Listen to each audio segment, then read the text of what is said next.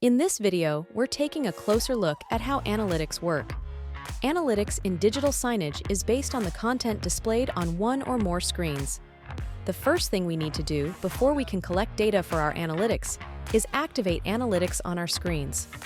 Since we've already done this before this tutorial, we know that all screens have been collecting data. Let's open our profile menu and find Analytics.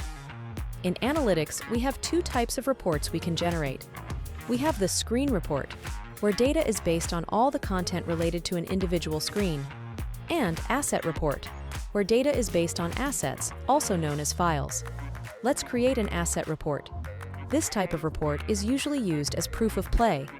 Let's say we're running content for advertisers on our screens. And let's say we need to document how often the advertiser's content is displayed on our screens. We'll use EDCO as an example. First, we are going to pick the assets that are related to EDCO. Then, we're choosing a start date and a stop date. We can group by asset, group by screen, or choose Asset Detailed. We can choose either a PDF or a CSV file.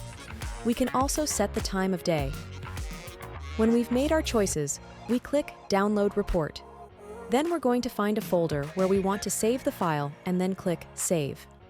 Depending on how your browser is set up, you may need to open your folder to find the downloaded file. In the report, we see how many times and for how long each of these assets has been displayed.